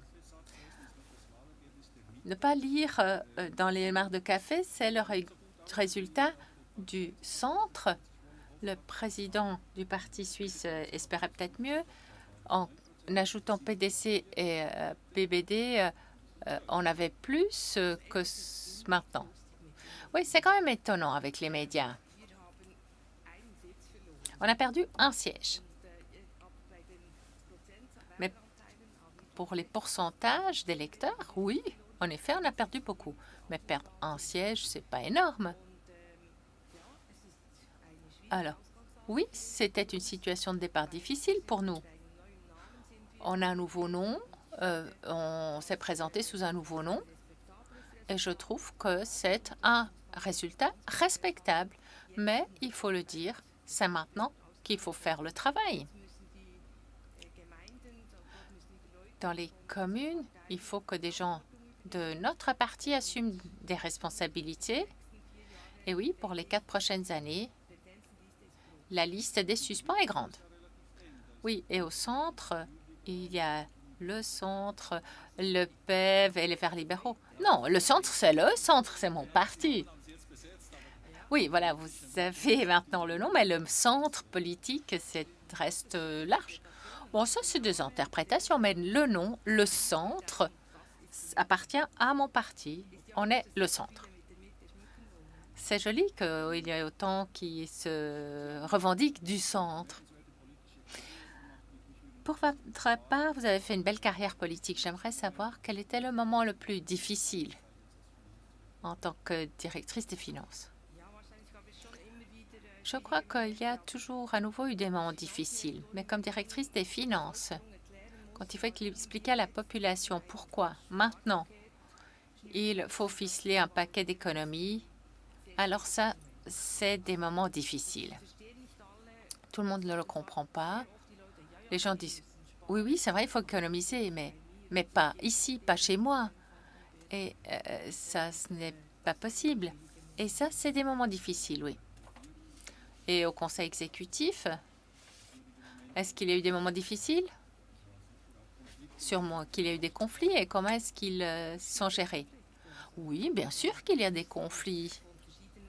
On vient de différents partis, on a des tâches à assumer et tout le monde n'est pas toujours du même avis.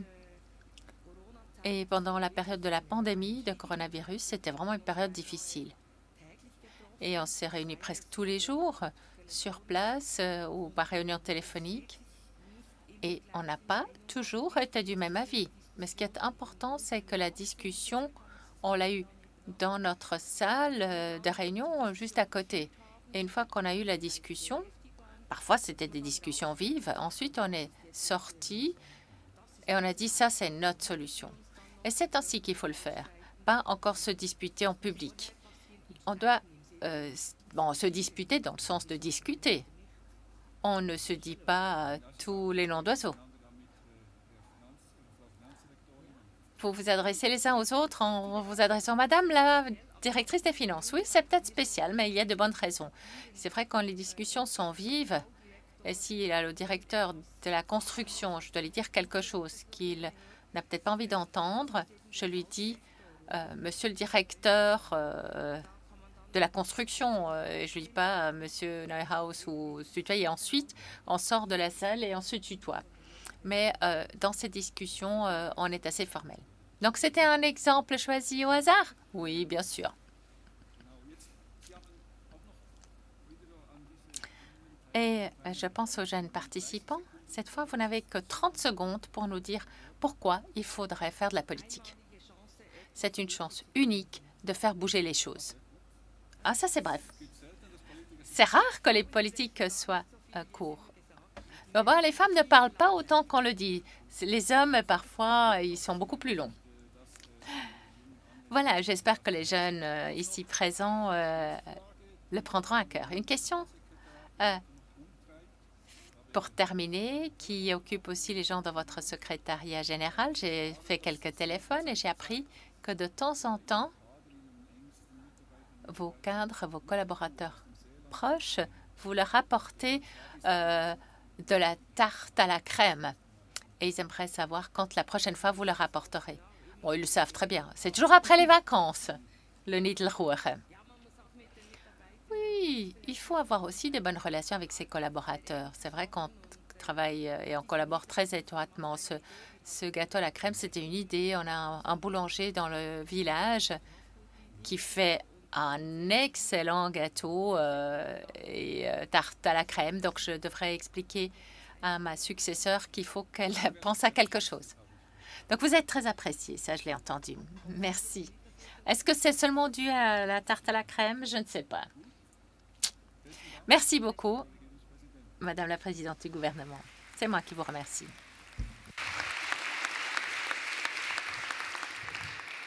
Bon, wir kommen bald zum Schluss, aber ich habe noch nicht meine Konklusion vom woher ist der Röstigraben und so. Und ich habe mir gedacht, vielleicht kommt der Röstigraben vom Ignoranz, dass wir Welschen und die Deutschschweizer haben voneinander. Ja? Qu'est-ce qu'on connaît, nous, des Suisses allemands? Federer. Ja.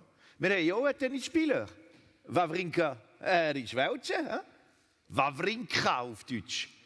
Ja, er kommt kein Glück. Ja? Er wäre 10 Jahre früher oder später geboren, wäre er unser Idol gewesen. Aber heute, mit der Konkurrenz von Federer, nicht so. Ja? Hat er schon Federer und Wawrinka vergleichen? Das ist genau der Unterschied zwischen Welschen und Deutschschweizer. Wer hat mehr Klasse? Ja? Federer oder Wawrinka? Deutschschweizer oder Welschen? Es ist wie vergleichen ein Smoking mit einem Pyjama. No, die Differenz von der grössten Graben kann auch in der Küche sein. Ja? Ein Beispiel. Ist jemand hier von Kanton Glaris geheimat dort? Hat jemand no? Ach, ich habe noch keine Glarisauer gesehen. Aber ich weiss, dass es lebendige Leute im Kanton Glaris gibt, weil Herr Auer hat vorher von Glaris geredet. Ich weiss, dass jemand dort lebt. Ja, sonst, wer würde den Käse produzieren? Wie heisst der? Schapsiger. Das ist Käse, oder? No, das können wir essen. Nein, ernst, das sind keine Kerzen oder Gift für die Müsse. Ich habe einmal einen Schapsiger bekommen und ich habe sie im Kühlschrank gestellt. Und 2 Tage später bin ich zurückgekommen in der Küche und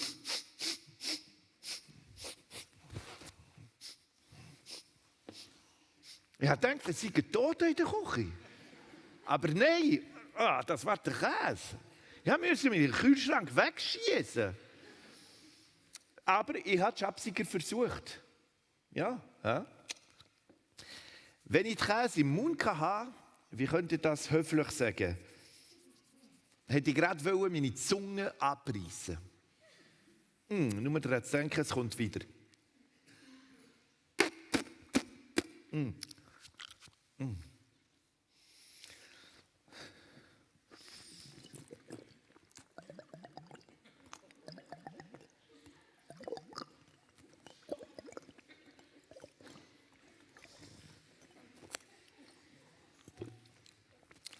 Non, ça passe pas. Aber erstaunlich bin ich nicht krank. Merci. Erstaunlich bin ich nicht krank wegen dem Käse. Im Gegenteil, keine Grippe in 2 Jahren. Alle meine Bakterien und Mikroben haben in anderen Körper um Politikasyl gefragt. Vielleicht ist das, der Schabsiger ist vielleicht ein Medikament gegen Corona. Ja? Aber es ist so grusig. Ich weiß nicht, ob Moderna besser ist als Schabsiger oder was. Aber also, die Konklusion, der Röstigraben. Der Röstigraben ist vielleicht gerade in ihrem Namen, Röstigraben. Die Deutschschweizer sagen Röstigraben und wir la Barrière de Rösti. Seht ihr? Wir machen einen Berg, wo ihr ein Loch machen. Es ist normal, dass wir uns so selten treffen. Bon, voilà, je vous ai tout expliqué. Jetzt komme ich zum Schluss von der Sitzung da und ich brauche ein Wort, das alle verstehen und sympathisch finden. Adieu, merci und apéro. Merci vielmals. Merci. C'est ça, hein?